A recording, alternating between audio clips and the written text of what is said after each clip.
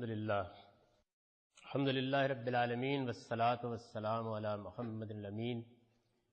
اعوذ باللہ من الشیطان الرجیم. بسم اللہ الرحمن الرحیم. اب میں ایک دوسری کیٹیگری لے رہا ہوں. یہ جو قرآن کی زبان ہے، میں نے پہلے بھی عرض کیا تھا کہ ہم بات کو بہت طویل کر کے اتناب کے ساتھ، اتناب کا مطلب ہوتا ہے چیز کو بہت پھیلا دینا، اتناب کے ساتھ بیان کرتے ہیں. ہم اپنے جملوں کو اس طرح ترتیب دیتے ہیں، اور یہ موجودہ زمانے کا ذوق ہے کہ سامع کو کم سے کم زحمت کرنی پڑے. یعنی جیسے جیسے دنیا آگے بڑھ رہی ہے تو تمام زبانوں میں یہ چیز آتی جا رہی ہے، اور یعنی پچھلے 800-700 سال سے یہ سفر جاری ہے کہ بات اس طرح سے کی جائے کہ جو کچھ ہم کہہ رہے ہیں سامع کو اس میں کم سے کم زحمت اٹھانی پڑے. آپ جس کو میں کہا کرتا نا کہ ہندی کی چندی کر کے بات بیان کریں، یہ طریقہ ہے. یہ آج کا ذوق یہ ہے. قدیم عربوں کا اور عبرانیوں کا اور قدیم ویدوں کے زمانے کا یہ ذوق نہیں ہے. وہ کہتے ہیں کہ اگر آپ نے کسی مدعا کو بیان کرنے کے لیے زیادہ الفاظ استعمال کیے ہیں تو آپ اصل میں سامع کی ذہانت پر طنز کر رہے ہیں. یعنی وہ ذہین ہے، آپ اتنی بات کہیے نا جتنی یعنی بس پہنچ گئی. اب ہم کہتے ہیں نہیں، بات کو واضح کیجئے اور بیان کیجئے، اس کو پورے مقدمات قائم کر کے سمجھائیے. یہ ہمارا لکھنے کا بھی انداز ہے، ہمارا بولنے کا بھی انداز یہی ہے، اور یہ چیز بہت عام ہو گئی ہے. لیکن اب دیکھیے اس سے کیا مصیبت پڑتی ہے. یہ قرآن مجید کی ایک آیت ہے، سورہ بقرہ، آپ کے پاس قرآن ہوگا، سورہ بقرہ کی 189 آیت ہے. یہ 179.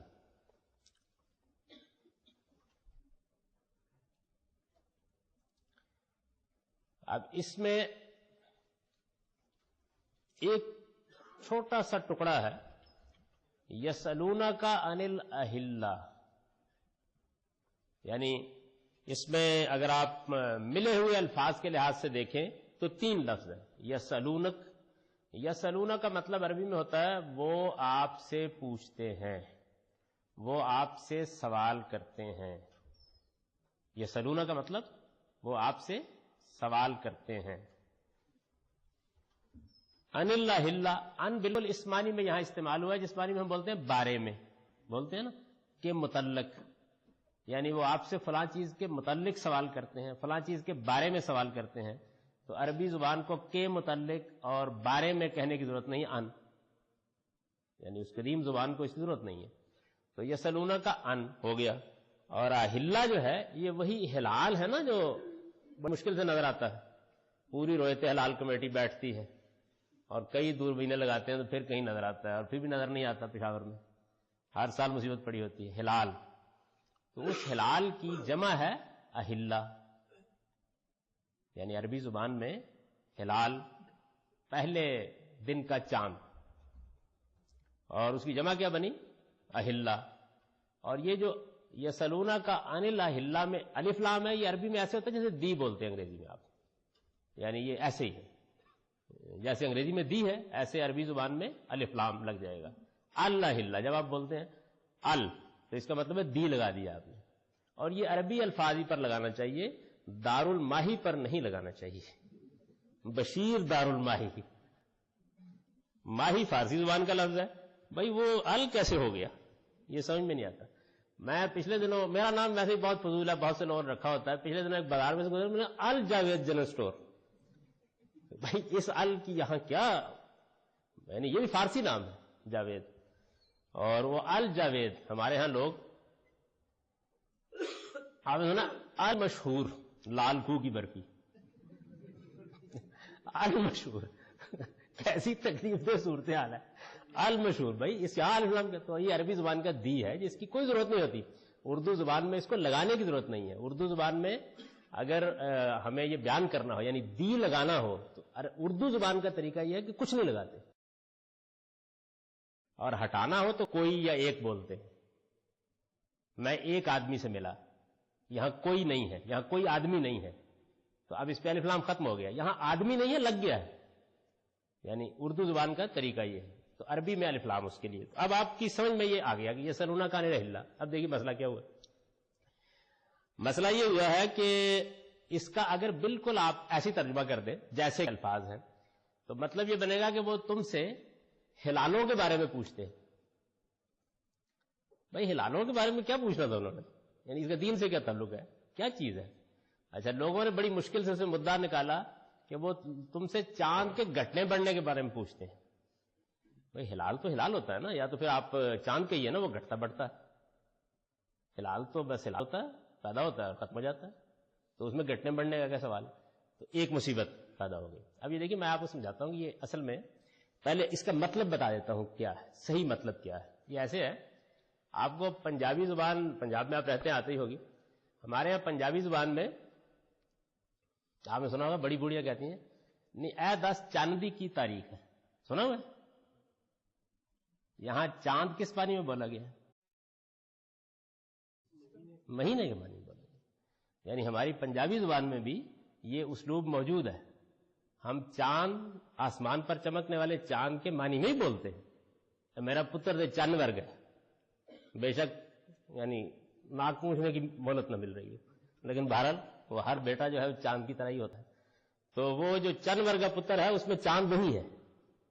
اور جب بولتے ہیں کہ چاندی کی تاریخ ہے یا چاندی 7 تاریخ میں منڈے کی شادی کریں گے بولتے ہیں نا, تو یہاں کیا ہوتا ہے مہینہ, کیونکہ قمری مہینے جو ہے نا وہ چاند کے حساب سے ہیں. تو یہ وہی زبان کا مسئلہ ہے کہ بعض اوقات لفظ چاند کے لیے بولا گیا, چاند سے قمری مہینے وجود میں آئے, اور پھر اس کے بعد اس کے اندر سے چاند کا مدعا نکل گیا اور مہینہ رہ گیا.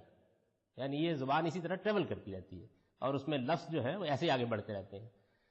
تو عربی میں بھی ایسے ہی ہوتا ہے کہ ہلال کا لفظ جو ہے یہ جیسے ہلال کے لیے بولا جاتا ہے ایسے ہی مہینے کے لیے بولا جاتا ہے. اور جب خاص طور پر جمع استعمال ہو رہا ہو تو بولا ہی مہینے کے لیے جاتا ہے, اس لیے کہ ہلالوں کوئی چیز نہیں ہوتی. اچھا, یہ بھی وہی لفظ کا مسئلہ ہے, یعنی جو بھی میں نے دیا نا, لیکن اس وقت میں چونکہ اس کیٹیگری کو بند کر چکا ہوں, میں نے آپ 10 اس کی مثالیں ہیں. یعنی یہاں بھی وہی ہوا ہے کہ ہلال کا لفظ جو ہے وہ چاند کے معنی میں تو ہر لغت میں لکھا ہوا ہے, لیکن یہ کہ وہ ایسے ہو جاتا ہے اس قدیم زبان میں, یہ چونکہ معلوم نہیں, تو پھر وہ چاند کا گھٹنا بڑھنا ایک مصیبت پڑ گئی, جیسی بھی پڑ گئی. اچھا, یسألونک عن الحل. اب عربی زبان کا اور میں اس کو بتاؤں گا آپ کو بعد میں, وہ بھی ایک قسم ہے پوری جو زیر بحث آنی ہے. یہ جو الف لام اس کے اوپر لگ گیا ہے وہ تم سے کچھ خاص مہینوں کے بارے میں پوچھتے ہیں. اس نے یہ چیز پیدا کر دی ہے اس کے اندر. یہ کون سے خاص مہینے ہیں جن کے بارے میں پوچھا جا رہا ہے؟ یہ آیت کو آگے پڑھے تو معلوم ہوتا ہے کہ یہ اصل میں حرام مہینے ہیں جن میں جنگ و جدال ممنوع ہے. اچھا, اب آپ اس لحاظ سے اس کا ترجمہ کیجئے. وہ آپ سے حرام مہینوں کے بارے میں پوچھتے ہیں, ان سے کہیے یہ لوگوں کے لیے, لوگوں کی بہبود کے اوقات بھی ہیں اور یہ حج کے ایام بھی ہیں. یعنی یہ جو 4 مہینے حرام کیے گئے ہیں وہ حج کے ایام ہیں, ان میں آپ عمرہ اور حج کرتے ہیں, اور وہ لوگوں کی بہبود کے اوقات ہیں اس لیے کہ ان میں جنگ بند ہو جاتی تھی. اس زمانے کی بدامنی آج تو آپ اس کا تصور نہیں کر سکتے, تو میلے لگ جاتے تھے, کاروبار ہوتا تھا. تو قرآن مجید نے یہ کہا کہ یہ حرام مہینے ایسے ہی قائم رہنے چاہیے. یعنی آگے جو مدعا ہے وہ یہ ہے کہ لوگ پوچھ رہے تھے کیا حرام مہینے, یہ دین ابراہیمی کی چیز تھی, حرام مہینوں کی حرمت کیا قائم رہے گی؟ تو قرآن نے کہا کہ ہاں قائم رہے گی, اور آج اس کی پوری بحث ہے. وہ آپ دیکھیں گے کہ جیسے جیسے آپ آگے پڑھتے جائیں گے تو یہ بات بالکل کھل جائے گی. آگے دیکھیے ذرا سا آگے جائے, الشہر الحرام بالشہر الحرام والحرمات قصاص, یعنی وہ کھل گیا ہے, آگے جا معلوم ہو گیا کیا ہے. اچھا, اب یہ جو زبان ہے اس میں سوال نقل کرنے کا طریقہ یہی ہے. یعنی قرآن کی جو زبان ہے اس میں, اس کو میں نے جس کیٹیگری میں بیان کیا وہ یہ ہے کہ یہ اصل میں بہت سے موقعوں کے اوپر اتناب کو پسند نہیں کرتی, ایجاز اور اجمال کو پسند کرتی. ایک قرآن کی زبان بولنے والا آدمی یہاں یہ بات پوری نہیں کہے گا, بلکہ ایسے ہی اس کو بیان کرے گا. آپ جواب سے سمجھیں گے کہ اصل میں مسئلہ کیا پیدا ہو گیا. دیکھیے اس کو آپ ایسے دیکھیے کہ آپ کسی چیز کو کوٹ کر رہے ہیں نا, تو آپ نے بیان کرنا ہے کہ انہوں نے مجھ سے یہ پوچھا تھا کہ اگر پانی جگ میں بھرا ہوا ہو تو کیا اس سے فصل کو سینچا جا سکتا ہے؟ تو جب انہوں نے یہ پوچھا تو میں نے جواب دیا. ہم ایسے بولتے ہیں نا. تو وہ کہیں گے انہوں نے جگ کے بارے میں پوچھا تھا. اب جگ کے بارے میں کیا پوچھا تھا بھائی؟ جواب سے آپ کو معلوم ہوگا کہ اس سے کوئی کھیتی سینچنا مقصود تھا اور وہ زیر بحث تھی. یہ طریقہ ہے اس زبان کا. تو ایک پوری کی پوری کیٹیگری یہ ہے. اس کے نتیجے میں بھی ایک مسئلہ تو یہی پیدا ہوا ہے. یعنی آپ اس میں نکال کے دیکھیں گے جب تفصیلیں تو آپ کو معلوم ہوگا کہ بڑی الجھن پیدا ہوگی لوگوں کے لیے کہ یسألونک عن الہلہ کا مطلب کیا ہے؟ چاند کے گھٹنے بڑھنے کے بارے میں سوال کیوں کیا گیا؟ یہ دینی سوال تو ہے ہی نہیں. کیا یعنی کوئی فلکیاتی سوال کر دیا لوگوں نے؟ اگر تھا تو قرآن نے اس کو کیوں موضوع بحث بنایا؟ لیکن اگر آپ اس کو آگے سے دیکھیں گے تو معلوم ہوگا کہ اصل میں یہاں پہ چاند کا گھٹنا بڑھنا یا ہلال زیر بحث نہیں ہے، بلکہ قمری مہینے میں، اور اس میں بھی خاص طور پر حرام مہینوں کے بارے میں سوال کیا جا رہا ہے. اور وہ جو یہ خاص طور پر اس طرح سوال نقل کرنے کا طریقہ ہے یہ اب نہیں ہے. یہ قرآن مجید کے بعد کم و بیش یعنی پہلی صدی میں ختم ہو گیا یہ طریقہ. تو قرآن مجید میں بہت سے سوالات نقل ہوئے. یعنی ہوتا یہ ہے کہ بعض اوقات سورہ نازل ہو رہی ہے، لوگ درمیان میں سوال کرنا شروع کر دیتے ہیں. اب وہ اسی طریقے سے نقل کرتا جائے. یسألونک ماذا ينفقون، وہ تم سے پوچھتے ہیں کہ کیا خرچ کریں. وہ تم سے پوچھتے ہیں کہ یہ، تم سے پوچھتے ہیں وہ. اچھا، اس میں جو سوال ہے وہ ایسے ہی ہوگا، یعنی بالکل اجمال کے ساتھ دو جملوں میں، دو لفظوں میں، ایک لفظ میں بات بیان کرتی ہے. اور اگر آپ اس کو یعنی اس طرح نہیں سمجھتے، اس زبان کا یہ ذوق نہیں رکھتے، تو پھر کیا ہوگا کہ بعض اوقات آپ سوال بالکل غلط متعین کر لیں گے. نتیجہ کیا نکلے گا؟ نہ سوال سمجھ میں آئے گا نہ جواب سمجھ میں آئے گا. دونوں چیزیں خلط وبس کا شکار ہو جائیں گی. چنانچہ آپ اس کی تفسیر پڑھیں نکال کے تو آپ کو معلوم ہوگا کہ یہی حادثہ ہو گیا ہے. یعنی نہ سوال سمجھ میں آیا ہے، اور جب سوال سمجھ میں نہیں پھر جواب بھی سمجھ میں نہیں آیا.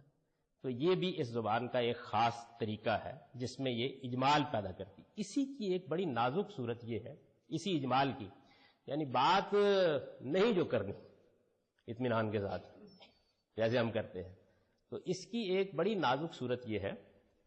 دیکھیے، میں اس کو سمجھانے کے لیے اس بات کو پہلے آپ کو ایک چھوٹی سی مثال دوں.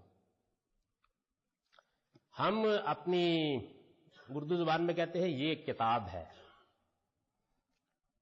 یہ کتاب ہے. ہم نے کتنے الفاظ بولے؟ 3. یہ کتاب ہے. اس میں سے یہ بتا رہا ہے کہ مجھے کسی چیز کی طرف اشارہ کرنا ہے. کتاب وہ چیز ہے جس کی جانب اشارہ کرنا ہے.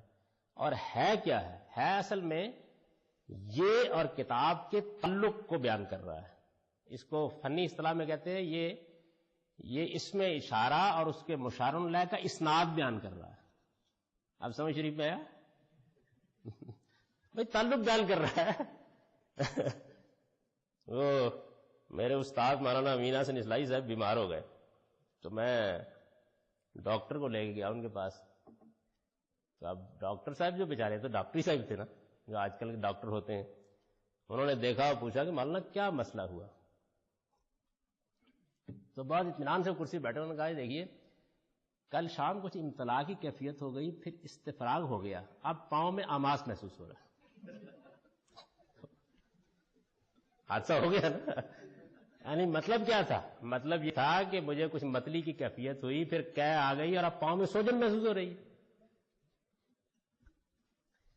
وجہ کیا ہے میں آپ کو بتاتا ہوں. آپ کہیں گے کہ یہ کیوں بول رہی ہے اردو زبان؟ آپ آج کے زمانے میں بے تکلف میڈیکل کی اصطلاحات میں گفتگو کرتے ہیں نا. انگریزی زبان کی جو اصطلاحات ہیں کسی بیماری کو بیان کرنے کے لیے وہ بے تکلف استعمال کرتے ہیں نا. یہ اصل میں طبی زبان ہے جس میں بیماری بیان ہونی چاہیے. یعنی بیماری بیان کرنے کا یہ طریقہ دور جدید کا طریقہ ہے کہ کیا آ گئی تھی اور انہوں نے کہا کہ کچھ امتلاع کی کیفیت محسوس ہوئی، پھر استفراغ ہو گیا، پاؤں میں آماس محسوس ہوتا ہے. مسئلہ ہو گیا.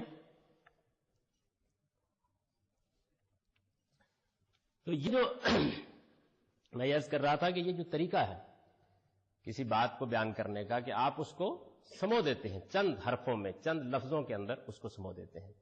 یہ عربی میں جب آپ بیان کریں گے تو آپ نے کیا کیا؟ وہ اسناد تھا نا، یہ کتاب ہے. عربی زبان جو ہے یہ کسی ہے کو گوارا نہیں کرے گی، وہ کہے گی ھذا کتاب. یعنی اس نے یہ کے لیے لفظ بولا ہے، کتاب کے لیے لفظ بولا ہے. دونوں لفظوں کی پلیسمنٹ سے خود بخود ہے کا مفہوم ادا ہو گیا. ہونا یہ چاہیے نا. آپ انگریزی بولیں دس از اے بک بولیں گے نا, تو دس بھی بولیں گے, از بھی بولیں گے, یہ بھی بولیں گے, بک بھی بولیں گے. تو اتنے الفاظ میں آپ ادا کریں گے اس کو. عربی اس کو اس طرح ہاذا کتاب, یہ یعنی یہ تو اب بھی یہی صورتحال ہے. میں نے صرف مثال اس لیے دی کہ آج کی زبان سے اس کی مثال دے دی.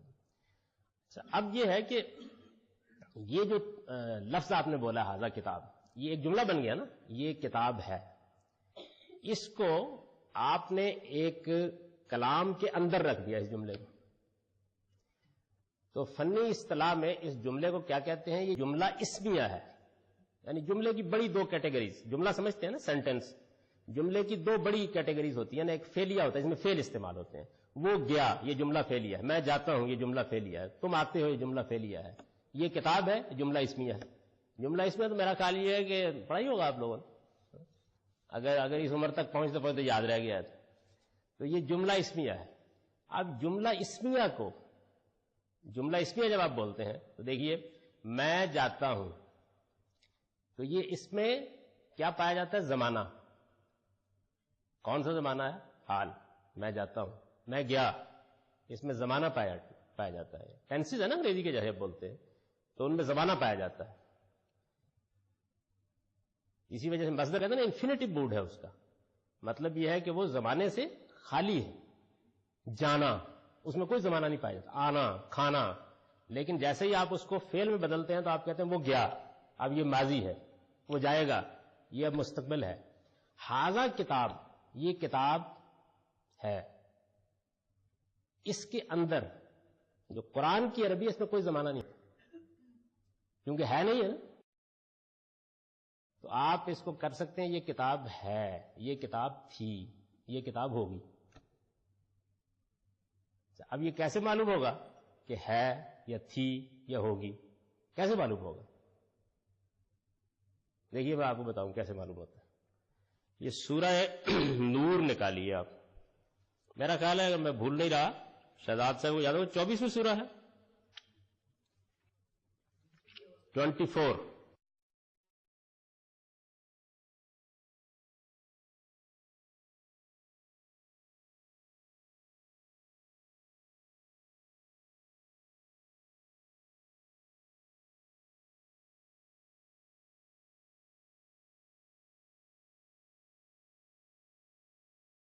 یہ دیکھیے آیت ہے 26, 26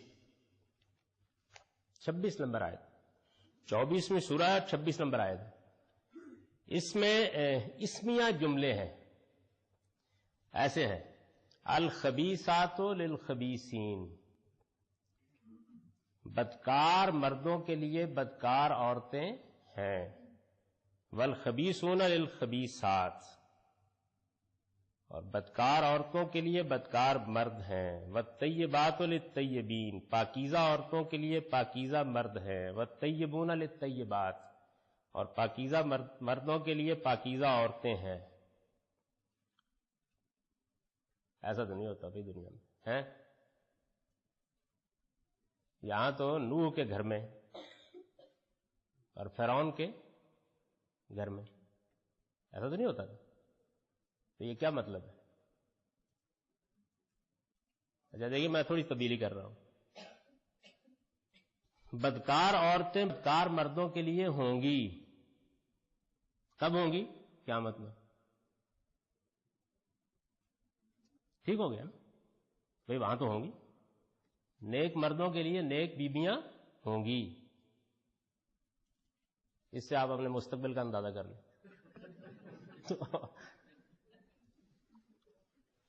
اب یہ کیا ہے؟ یہ ہوا ہے کہ جملہ اسمیہ جو ہے, اگر آپ اس زبان کے اس پہلو سے واقف نہیں ہیں کہ اس کا قدیم عربی زبان میں کوئی زمانہ نہیں ہوتا, یہ طریقہ اب نہیں اختیار کیا جاتا. اس کا کوئی زمانہ نہیں ہوتا. وہ زمانہ ہمیشہ سیاق و سباق سے طے کیا جاتا ہے. کیسے طے کیا جاتا ہے؟ یعنی بات کیا چل رہی ہے. یہ ہو سکتا ہے جی.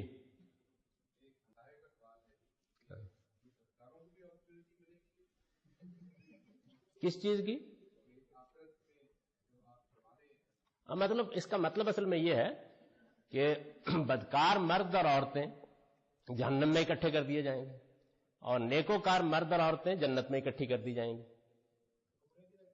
جی وہ آپ لے جائیے. تو یہ قیامت میں ہوگا، قیامت میں ہوگا، ہونا چاہیے. عقل یہی کہتی ہے، قرآن کا استدلال یہی کہتا ہے. یعنی یہ تو نہیں ہو سکتا نا کہ مثال کے طور پر ایک آسیہ ہے، صحیح، فرعون کی بیوی ہے، تو وہ فرعون کے پاس تو نہیں ہوگی نا، اور فرعون آسیہ کے پاس نہیں ہوگا. وہاں یہی ہونا چاہیے، یہاں تو تھا. اچھا اب آپ اس اسلوب سے واقف نہیں ہیں، آپ واقف نہیں ہیں تو بس ٹھیک ہے، تفسیری کتابیں نکال کے دیکھ لیجیے یہاں کیا ہوا ہے. یعنی لوگ چونکہ عام طور پر واقف نہیں ہیں تو یہ مصیبت واقع ہو گئی، پڑ گئی کہ اب کیا کیا جائے. یہ پھر وہی چیز ہے کہ ایک خاص طرح کا اجمال یا ایجاز ہوتا ہے اس زبان میں کہ یہ اب پسند نہیں کیا جاتا کہ جملہ اسمیہ میں زمانہ ڈالا جائے. ہم ڈالتے ہیں، ہم اپنی اردو زبان میں ڈالتے ہیں، انگریزی میں ڈالتے ہیں. اب جو عربی ہے کہ بلکہ اس کے بعد جو 100-150 سال کے بعد کی عربی، اس میں ایسا ہی ہوتا ہے. آپ زمانے کو اس کے اندر ڈالتے ہیں، جملے کے اندر، تب سمجھ میں آتا ہے نا. یہاں نہیں ہوتا. یہاں یہ آپ طے کرتے ہیں کہ اصل میں زمانہ کون سا ہے. زمانہ سمجھ گئے نا اب آپ، یعنی لفظ میں زمانہ نہیں ہے. الخبیثات للخبیثین، بس وہی ھذا کتاب، اتنا ہی. اس کے اندر اب کیا چیز پیدا کرنی ہے زمانے کے لحاظ سے، یہ سیاق سباق کانٹیکسٹ بتائے گا کیا پیدا کرنی ہے. اچھا اب آپ اس بات سے واقف ہی نہیں ہے کہ جملہ اسمیہ کے اندر زمانہ نہیں ہوتا، تو ہر جگہ اس کا ترجمہ ہے کرتے جائیں گے، اس کے نتیجے میں ہے ہو جائے گی بے شمار جگہوں پر. یہ جو مسئلہ ہے یہ گویا میں نے لفظ کے اجمال کی آپ کو، جملے کے اجمال کی آپ کو مثال دی. یعنی جملہ ایسے بناتی ہے یہ قدیم زبان کہ اگر آپ اس کے اس طریقے سے واقف نہیں ہیں تو سوالات میں بڑے مسائل ہو جائیں گے اور اسمیہ جملوں میں بڑے مسائل ہو جائیں گے. اچھا یہ 2 مثالیں بات سمجھانے کے لیے دی ہیں، ایسی بہت سی اور چیزیں ہیں جو جملے کی کنسٹرکشن میں اس زبان کی خاص چیزیں. مثلا جو آخری صورتوں میں ایک جملہ ہے ما لأحد عنده من نعمت تجزا، یہ میں آپ کو بتا نہیں سکتا. کبھی آپ اس کو پڑھیے اور تدبر قرآن میں مولانا امین حسن اصلاحی نے جیسے اس کو سمجھا ہے جملے کو، اس کو بھی پڑھیے، میرا خیال ہے وہی سمجھ سکتے. یعنی اس زبان کے وہ کتنے بڑے عالم تھے اس کا اندازہ ہی نہیں کیا جا سکتا. ما لأحد عنده من نعمت تجزا، یہ بھی اسی کنسٹرکشن کا مسئلہ ہے کہ جو اس زبان کی خاص کنسٹرکشن ہے. آپ اگر اس سے واقف نہیں ہیں تو یہ جملہ کسی طرف سے سمجھ میں نہیں آئے گا. یعنی ایسا الٹا سیدھا ہوا ہے کہ بس پڑھے رہے اس کو، لیکن وہ ذرا زیادہ ٹیکنیکل چیز ہے تو میں نے اس کو چھوڑ دیا. کبھی جن لوگوں کو ذوق ہے وہ اس کو پڑھیں جا کے تو ان کو اندازہ ہوگا کہ اس میں کیا مسئلہ ہے. ما لأحد عنده من نعمت تجزا کس سورہ میں؟ سورہ اللیل. نمبر بھی یاد ہوگا آپ کو غلط، ان کو ایسی چیزیں بہت یاد ہوتی ہیں.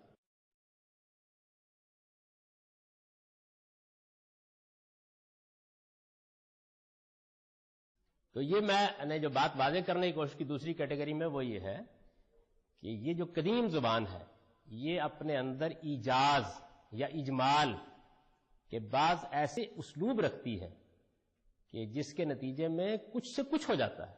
یعنی اب جو آدمی اس کو نہیں جانتا وہ اس کے اوپر ایک فلسفہ پورا بیان کرے گا کہ کیسے بدکار عورتیں دنیا میں بھی بدکار مردوں کے لیے، یعنی اس سے ایسے مسئلے پیدا ہو جائیں گے. حالانکہ زبان کا سادہ سا اصول ہے کہ وہاں پہ، اور آپ آگے کی آیت پڑھیں گے تو واضح ہو جائے گا کہ سیاق و سباق میں بالکل متعین ہے کہ اس کا زمانہ یہ نہیں ہے، وہ اصل میں آگے کی بات ہے. اچھا میں اسی دیکھیے ایک اور آپ کو بڑی سادہ سی مثال دوں. قرآن مجید میں کئی جگہوں پر یہ آتا ہے لا خوف علیہم ولا ہم یحزنون، نہ ان پر کوئی خوف ہے اور نہ وہ غم زدہ ہوتے ہیں. نہ ان پر کوئی خوف ہے اور نہ وہ غم زدہ ہوتے ہیں. یہ اہل ایمان کی تعریف بیان کی گئی ہے. اچھا یہ تو مطابق واقعہ نہیں، یعنی انسان کی زندگی کا تو حال یہ ہے کہ زندگی کیا ہے؟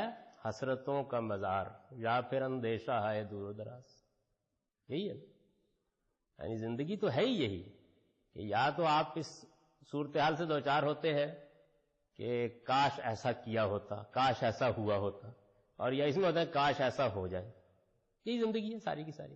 کچھ ماضی کے پچھتاوے ہیں، کچھ مستقبل کے اندیشے ہیں، انہیں میں آدمی زندگی بسر کرتا ہے. اچھا اب اس کے بعد انہوں نے کہا کہ اولیاء اللہ جو ہے ان سے یہ چیز ختم ہو جاتی ہے. تو کیسے ختم ہو جاتی؟ تو یہ اصل میں دیکھیے بات کیا ہے، یہاں یہ جملے دو ہیں، ایک فعلیہ ہے اور ایک اسمیہ ہے. تو جو فعلیہ جملہ ہے اس میں بھی وہی، خیر وہ چیز تو ابھی تک اس زبان میں چلی آ رہی ہے، اور وہ چیز یہ ہے کہ جو اس میں حال کا فعل ہوتا ہے، جیسے وہ جاتا ہے، یہ اصل میں فعل ایک ہی ہوتا ہے، جاتا ہے اور جائے گا کے دونوں معنوں میں استعمال ہو رہا ہوتا ہے. تو یحزنون تو آسانی سے چلا جائے گا کیونکہ وہ فعل ہے، وہ چلا جائے گا، وہ غمزدہ نہیں ہوں گے. لا خوفن نے مسئلہ پیدا کیا نا، تو وہ اسمیہ ہے، اس کو بھی بدل دیں اسی میں، کہ نہ انہیں وہاں قیامت میں کوئی اہل ایمان کو نہ قیامت میں کوئی مستقبل کا اندیشہ ہوگا نہ ماضی کا غم. تو پھر آپ اطمینان سے یہاں غمزدہ رہیں، ورنہ تو مصیبت پڑ جائے گی. آدمی کو ذرا غم لائق ہوا تو سوچے گا میں تو ایمان سالی ہو گیا ہوں. اس لیے کہ صاحب ایمان آدمی جو ہے اس کے اندر تو یہ چیز نہیں ہونی چاہیے. تو مستقبل کے اندیشے اور ماضی کے پچھتاوے، یہی دنیا کی زندگی ہے. زندگی کیا ہے؟ حسرتوں کا مزار یا پھر اندیشہ ہے دور و دراز. جب یہ ختم ہو جائے گی تو جنت کی زندگی کیا ہے؟ اس کو قرآن ایک لفظ میں بیان کرتا ہے، لا خوف علیہم ولا هم یحزنون. نہ وہاں ماضی کا کوئی پچھتاوا ہوگا نہ مستقبل کا کوئی اندیشہ. یہی اس زندگی کی بہترین تعبیر ہے. لیکن اگر آپ اس اسلوب سے واقف نہیں ہیں تو اس میں سے اولیاء نکلیں گے، اولیاء سے تصوف نکلے گا، پھر وہ غم اور خوف سے بالاتر ہو جائیں گے، اور آپ ساری زندگی اسی مصیبت میں رہیں گے کہ میں کیوں غم کرتا ہوں اور کیوں خوف میں مبتلا ہوتا ہوں. اور جتنا مرضی نماز پڑھیں، روزہ رکھیں، اولیاء اللہ تو بن نہیں سکیں. تو یہ میں نے آپ کو چند مثالیں دی اس کی کہ اس زبان میں کیسے جملے کی جو کنسٹرکشن ہے وہ اپنے ایجاز کی وجہ سے زمانے سے خالی ہوتی ہے. اس میں جملوں میں خاص طور پر جملے دونوں طرح کے بنے گے. فعلیہ میں اتنا مسئلہ نہیں ہوتا، اس میں بھی مسئلے ہوتے ہیں لیکن اتنا بڑا مسئلہ نہیں ہوتا. یہ جو فعلیہ جملہ ہے اس میں تو اب تک جو زبان بولی جا رہی ہے اس میں خاص طور پر حال والے جملوں میں حال اور مستقبل دونوں کو اکٹھا باندھتے ہیں. اب بھی یہ چیز چلی آ رہی ہے، اگرچہ اب لکھنے والے عام طور پر اس کے لیے بعض الفاظ لاتے ہیں جس سے وہ زیادہ واضح ہو جاتا ہے، لیکن قدیم عربی میں کوئی اس کا سوال نہیں. ایسے ہی ایک اور مسئلہ ہے، آپ بولتے ہیں لفظ بھی، میں نے روٹی کھائی، پانی پیا اور پھل بھی کھایا، بھی بولتے ہیں. اچھا، قرآن مجید کی جو زمانے کی زبان ہے اس میں بھی اس کے لیے لفظ موجود تھا ایزن. ایزن جانتے ہیں نا، ہمارے عام طور پر حاشیے میں لکھا تھا ایزن ایزن ایزن، اس کا مطلب بھی. وہ سیدنا عمر رضی اللہ عنہ کا ایک مشہور مکالمہ ہے، وہ خطبہ دے رہے تھے، حضرت عثمان ذرا دیر سے آئے تو انہوں نے خطبہ روک کے پوچھا کہ آپ دیر سے کیوں تشریف لائے ہیں؟ بڑے لوگوں میں سے ہیں اور جمعے کے خطبے میں تاخیر سے آ رہے ہیں. تو انہوں نے کہا کہ وہ میں اصل میں باہر سے آ رہا تھا اپنے کام وام سے اور بس وضو کر کے چلا آ رہا. تو ان کا ول وضو ایزن، یعنی آپ نے غسل بھی فرمایا اور اس پر مزید یہ کہ وضو بھی، یعنی یہ بھی جو ہے یہ اس کا مطلب یہ ہے کہ مستعمل تھا. پورے قرآن میں یہ لفظ نہیں. حالانکہ میرا خیال یہ آپ 10 جملے لکھیے بھی کے بغیر نہیں لکھ سکتے نا، بھائی کہیں نہ کہیں تو بھی آ جائے گا. قرآن مجید میں اب یہ بھی جو ہے یہ جملے کی کنسٹرکشن سے ادا ہوتا ہے. جیسے یہاں میں نے کہا نا کہ ہے ادا ہوتا ہے، جی ادا ہوتا ہے، کنسٹرکشن سے ادا ہو جاتا ہے. کنسٹرکشن وہی کانٹیکسٹ میں رکھ کے ادا کر دیتی، لیکن بی کے لیے کوئی لفظ موجود ہی نہیں، قرآن میں نہیں استعمال کیا. مطلب یہ کہ لفظ تو تھا لیکن اس کے معیار کا نہیں تھا، تو اس نے اس زمانے کے اس لفظ کو بھی استعمال، اب بہت استعمال ہوتا بھی، ہر جگہ بھی ہوتا ہے، لیکن یہ ہے کہ قرآن پورا خالی ہے. یعنی لفظ ایک ایسا ہے کہ جس کی بڑی ضرورت پڑتی ہے لکھنے کے لیے، بولنے کے لیے، لیکن اس زمانے کی زبان میں اب اس کی بہت سی مثالیں دی جا سکتی ہیں کہ جن میں اگر یہ بھی آپ نہیں جانتے کہ کیسے ادا ہوتا ہے کنسٹرکشن سے، تو اس میں جملے کے مدعا اور مفہوم کے بہت سے مسئلے پیدا ہو جاتے ہیں. تو یہ دوسری کیٹیگری ہے. اس کو تیسری، اس کی بھی بہت مثالیں، یعنی میں کوشش کر رہا ہوں کہ زیادہ اس میں ہم نہ جائیں، ایک اجمالی سا تاثر بن جائے، کیونکہ ہم لوگ یہ بات کہتے ہیں اس زمانے میں تو عام طور پر چونکہ ہمارا مذہبی طبقہ بھی ان نزاکتوں سے واقف نہیں ہے تو وہ خیال کرتے ہیں کہ اچھا ٹھیک ہے ہم مدینہ یونیورسٹی جائیں گے، عربی سیکھ کے آ جائیں گے، اس کے بعد ہم سے بڑا مفسر کون ہے. اور جب میں یہ کہتا ہوں بھائی 40 سال لگتے ہیں، تو وہ 40 سال اصل میں اس لیے لگتے ہیں کہ پھر آپ کو اصل میں اس زمانے سے 1014 سال کا سفر کرنا پڑتا ہے ذہنی لحاظ سے، اور مستقلاً اس کیفیت میں رہنا پڑتا ہے. تب آپ، ورنہ کیا ہوتا ہے، ورنہ یہ کہ آج کے زمانے کی زبان وہ اس کے اوپر غلبہ ہو جاتا ہے اس چیز کا. تو یہ آپ کو میں نے 2 کیٹیگری دی. تیسری ایک جو بڑی دلچسپ کیٹیگری ہے اس زبان میں، خاص طور پر یہ بہت اتنا زیادہ ہے، وہ ہے حذف کا اسلوب. حذف کہتے ہیں اومیشن کو، یعنی کسی چیز کو آپ نے اومٹ کر دیا. حذف کا اسلوب، عربی زبان میں اس کو حذف کہتے ہیں. حذف کے اس اسلوب کا مطلب کیا ہے؟ اس کا مطلب یہ ہے کہ ایک جملہ بنایا، اب اس جملے کے اندر ایک بات ادا ہو رہی ہے، اس کے لیے آپ نے کچھ الفاظ استعمال کیے. ان الفاظ کی تعداد تھی 7. اگر 4 الفاظ آپ بول دیں تو ان کی دلالت سے باقی 3 خود بخود سمجھ میں آتے ہیں. قرآن کی زبان میں وہ 4 الفاظ، 3 الفاظ نہیں لکھے جائیں، موجود نہیں ہوں گے. یعنی اس کو آپ کو پھر اس زبان کے ریاض سے سمجھنا ہے. اس کی دیکھیے کیسی عجیب مثالیں ہیں. یہ میں آپ کے سامنے کچھ مثالیں اس کی رکھتا ہوں.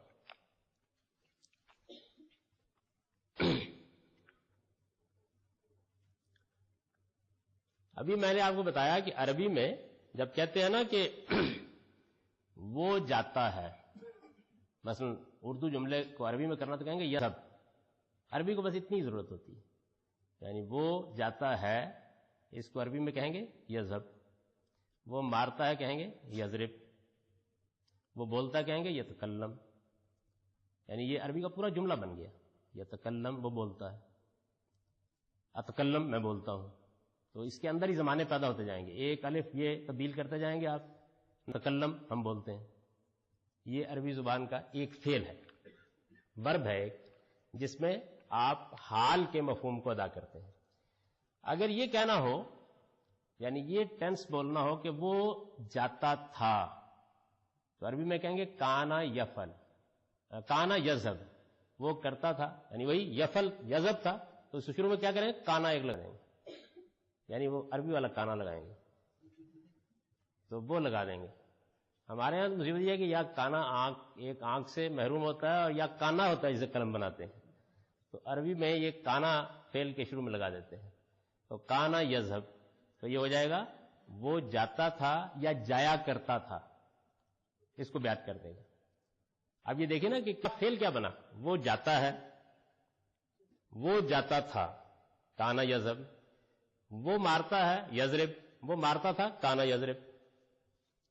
وہ کرتا ہے یفل، وہ کرتا تھا، کانا یفل. قرآن کی زبان میں اگر جملے کی ساخت خود بتا رہی ہے کہ جاتا ہے نہیں ہے، جاتا تھا ہے، تو کانا اومٹ کر دیں گے.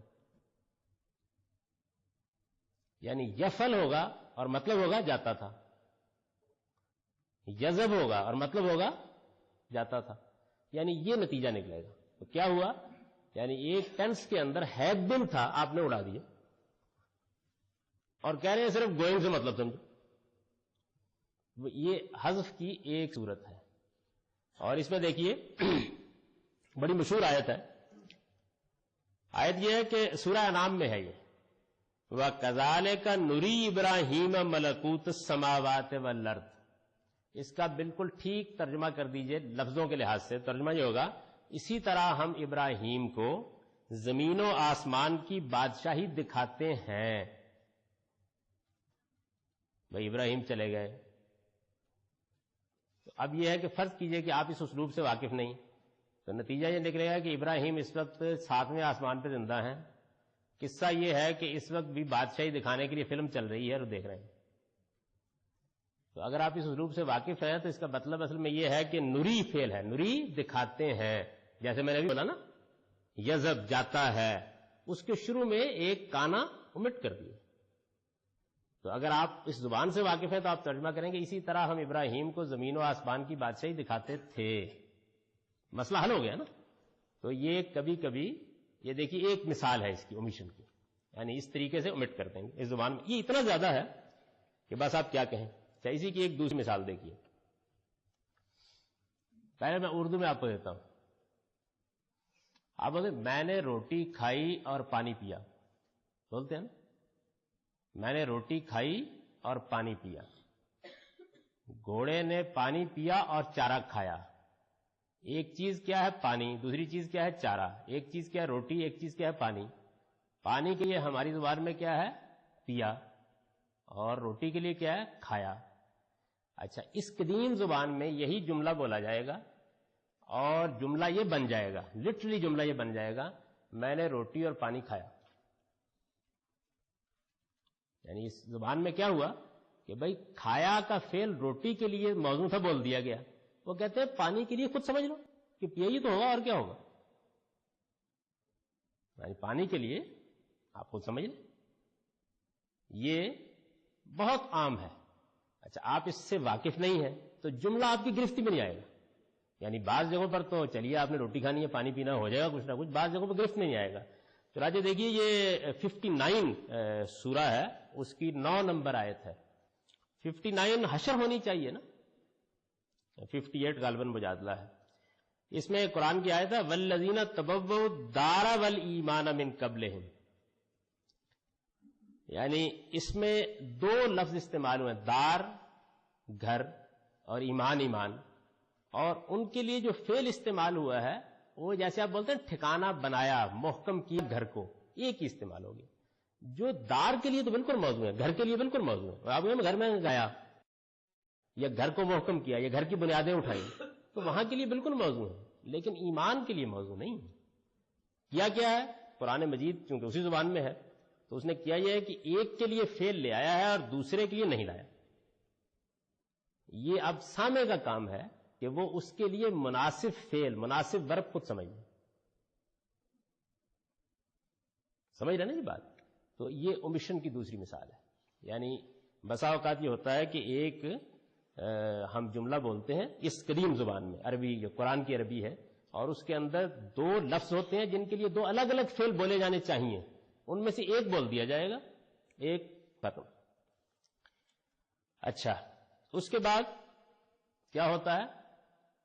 بعض موقعوں کے اوپر ایسا ہوتا ہے یہ بولتے ہیں تم جو کچھ بھی کرو گے. یہ کیا ہے؟ یہ زبان کی کنسٹرکشن میں اس کو کہتے ہیں یہ شرط کا جملہ ہے. تم جو کچھ بھی کرو گے میں تمہارے ساتھ ہوں گا. تو تم جو کچھ بھی کرو گے یہ کلاز ہے شرط، اور میں تمہارے ساتھ ہوں گا یہ کیا ہے؟ جزا. یعنی یہ اس کا نتیجہ ہے نا، یہ مل رہی ہے. تو ایک قرآن مجید کی زبان میں بے شمار مقامات پر آپ دیکھیں گے کہ شرط موجود ہے، تم جو کچھ بھی کرو گے جزا نہیں. مطلب یہ ہے کہ وہ جزا اصل میں جملوں کے باہمی ربط سے خود بخود نمایاں ہو رہی ہے. ما تفعلوا من خیر فإن اللہ کان بہ علیما. اب اس کے اندر سے ایک شرط موجود ہے، جو کچھ بھی تم بھلائی کرو گے. آگے اس کی جزا کیا ہے؟ جو کچھ بھی تم بھلائی کرو گے جملہ مکمل نہیں ہوا نا، وہ نہیں ہے، وہ نہیں ہے. جو کچھ بھی تم بھلائی کرو گے وہ ضائع نہیں جائے گی، اس لیے کہ اللہ ہر چیز کا علم رکھتا ہے. تو کیا قرآن نے جو کچھ بھی تم بھلائی کرو گے یہ آ گیا، اور اس لیے کہ اللہ ہر چیز کا علم رکھتا ہے یہ بھی آ گیا. بیچ کا یہ ٹکڑا نہیں. آپ نے کتنی مشکل پیدا ہو جاتی ہے. یعنی اگر ترجمہ کیجئے تو یہ بنے گا اور جو کچھ بھی بھلائی تم کرو گے اس لیے کہ اللہ ہر چیز سے واقف ہے. آپ نے کہا جملہ کچھ بھی نہیں ہوا، بنا ہی نہیں. تو اصل میں وہ ایک ٹکڑا ہے بیچ میں جو omit کر دیا گیا ہے. اس قدیم زبان میں نہیں بولتے بعض جگہوں کے اوپر. جو کچھ بھی تم بھلائی کرو گے وہ ضائع نہیں جائے گی، اس لیے کہ اللہ ہر چیز کا علم رکھتا ہے. تو یہ اومیشن کی ایک مثال ہوئی. اچھا، اسی طریقے سے ایک اور دلچسپ چیز یہ ہوتی ہے کہ جملہ ہے اس کے اندر سے ایک حصے کو دیکھیے کیسے اڑاتے ہیں. یہ آپ کے پاس جو ہے اس میں 1 نمبر صفحہ جس پہ پڑا ہوا ہے، اس میں دیکھیے سب سے اوپر ایک آیت لکھی ہوئی ہے،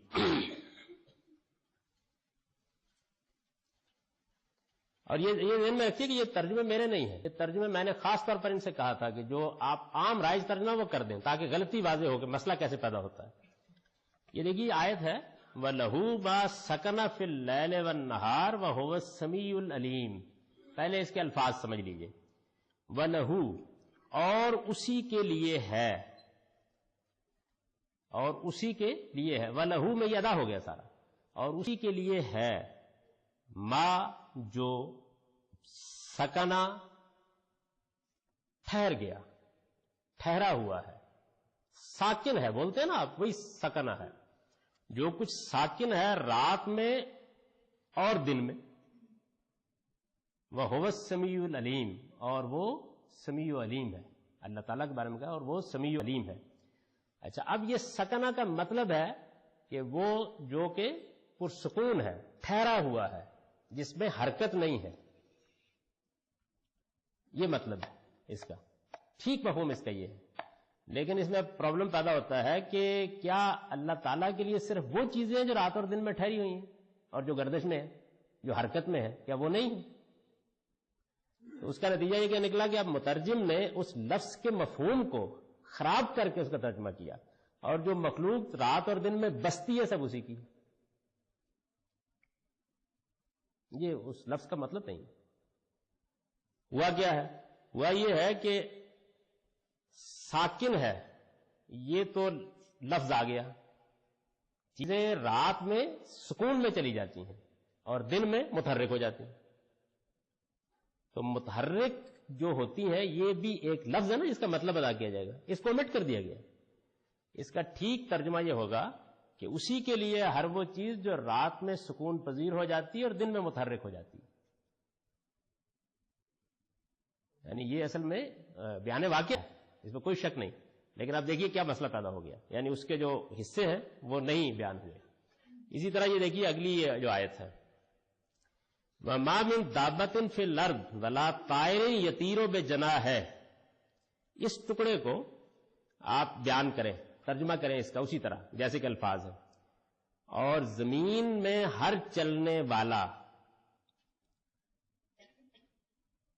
اور اڑنے والا جو اپنے دونوں پروں کے ساتھ اڑتا ہے. زمین میں ہر چلنے والا اور اڑنے والا جو اپنے دونوں پروں کے ساتھ اڑتا ہے. اب اس میں کیا ہوا ہے؟ اس میں ہوا یہ ہے کہ اصل میں یوں تھا یہ کہ ما من دابۃ تدب فی الارض، جو چلنے والا بھی کوئی جانور زمین میں چلتا ہے، ولا طائر یطیر، اور جو پرندہ بھی فضا میں اڑتا ہے اپنے پروں کے ساتھ. اور ادھر کیا تھا؟ اپنی ٹانگوں کے ساتھ. تو ادھر سے اپنی ٹانگوں کے ساتھ omit کر دیا، ادھر سے آسمان اور فضا میں کے الفاظ omit کر دیے، اور اس کے بعد جملہ کیا بن گیا کہ ہر وہ چیز، ہر وہ چلنے والا جانور جو زمین میں ہے اور پرندہ جو اپنے دونوں پروں کے ساتھ اڑتا ہے. اصل میں پورا جملہ یہ تھا کہ ہر وہ جانور جو زمین میں اپنی ٹانگوں پر چلتا ہے اور ہر وہ پرندہ جو آسمان میں اپنے پروں کے ساتھ اڑتا ہے. پورا جملہ یہ تھا. تو پروں کے ساتھ اڑتا ہے یہاں بیان کر دیا پروں کے ساتھ، اور وہاں ٹانگوں والا حصہ omit کر دیا، اور ادھر زمین میں چلنے کو بیان کر دیا، اور فضا میں اڑنے میں فضا میں کے الفاظ ختم کر دیے. تو اس کو یعنی اس زبان کو اچھا جاننے والا آدمی جو ہے وہ بے تکلف بیان کر دے گا، یعنی وہ اس کو کھول دے گا، پوری بات بیان کر دے گا. اچھا، اب یہاں تو ظاہر ہے کہ چلیے جی ٹھیک ہے، پرندے اگر فضا میں وہ کیا الفاظ آپ نے نہیں بھی بولے، یعنی ترجمہ تو خراب ہو جائے گا. لیکن یہ کہ بہت سی جگہوں کے اوپر اگر آپ اس کو نہیں سمجھ دے تو احکام میں فرق پڑے گا. یعنی اومیشن ہوئی ہے، اس کو آپ نے اگر فالو نہیں کیا تو پھر آپ جو سمجھ رہے ہیں وہ سمجھ رہے ہیں. یہ جو اگلی آیت ہے اس میں بھی کی مثالیں ہیں. یعنی یہ آپ، کیا تم نے دیکھا خدا نے آسمان سے پانی برسایا تو ہم نے اس سے طرح طرح کے رنگوں کے میوہ پیدا کیے، اور پہاڑوں میں سفید رنگ اور سرخ رنگوں کے قطعات بھی ہیں اور بعض کالے اور سیاہ بھی ہیں. یہ ہونا چاہیے، لیکن مترجم چونکہ اس اسلوب سے واقف نہیں ہے تو اس لیے وہ اس کو ادا نہیں کر رہا. اگلی میں بھی آپ کو اسی کی مثال ملے گی. یہ اومیشن ہے، یعنی اومیشن کا یہ جو اسلوب ہے، ایک چیز کو آپ نے حذف کر دیا. تو میں نے آپ سے عرض کیا کہ یہ اس کا مسئلہ. اب یہ دیکھیے کہ آپ فرمائیں گے کہ چلیے کوئی حرج نہیں ہے اگر زمین میں ساکن ہو اور اس میں ہو. اب ذرا دیکھیے احکام میں کیا ہوتا ہے. سورہ نساء کی آپ نکالیے 11ویں آیت، یہ ہے اس میں، یہ آپ کا جو ہے نا اس میں ہے، اس کے بعد ہے سورہ نساء کی 11ویں آیت. یہ ہے فَإِن كُنَّ نِسَاءً فَوْقَ اثْنَتَيْنِ فَلَهُنَّ ثُلُثُ مَا تَرَكَ وَإِن كَانَتْ وَاحِدَةً فَلَهَا النِّصْفُ. فَإِن كُنَّ نِسَاءً فَوْقَ اثْنَتَيْنِ، اور اگر مرنے والے کی اولاد میں صرف لڑکیاں ہی ہیں اور وہ 2 سے زیادہ ہیں، تو ان کو 2/3 ملے گا، اور اگر وہ 1 ہے تو اس کو آدھا ملے گا.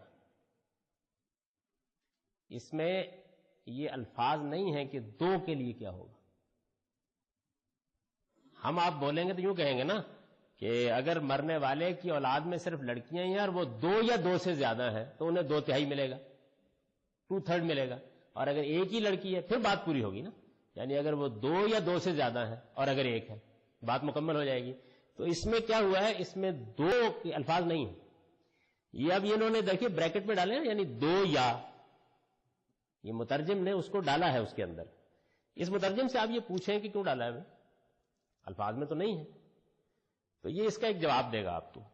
وہ جواب یہ دے گا کہ ایک حدیث میں یہ بیان ہوا ہے کہ 2 کا حصہ بھی یہی ہے.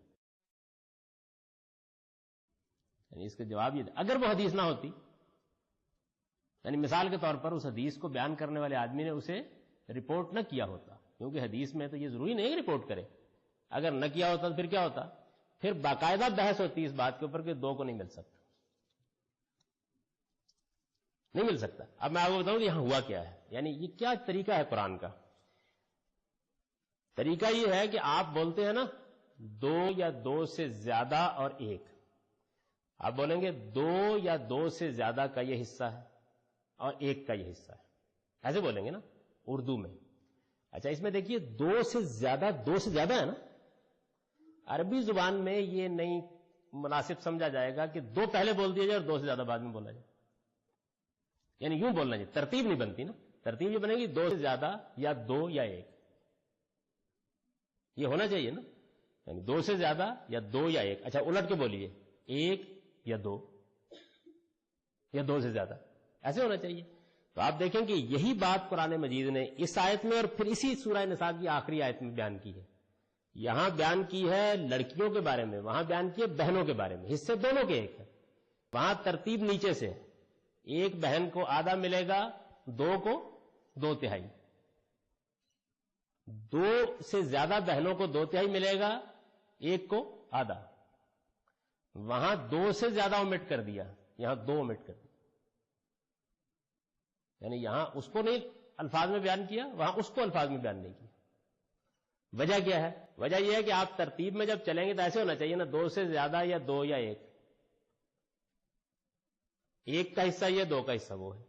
بھائی جب 1 کا بیان کر دیا 1/3 اور 2 کا بیان کر دیا 2/3، تو آپ کامن سینس کو کام میں لیں، 2 سے زیادہ کا یہی ہونا چاہیے. یہ ہے عربوں کا مزاج.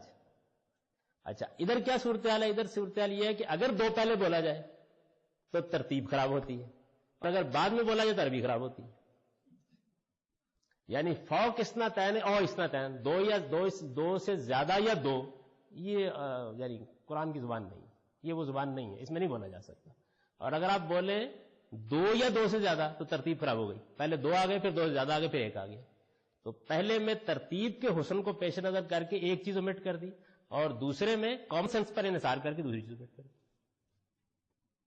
میں نے جب اس اسلوب کے اوپر لکھا 75 میں، تو بجائے سے کہ مولوی حضرات شکر گزار ہوتے ہیں، وہ کہتے ہیں کیوں لکھا ہے.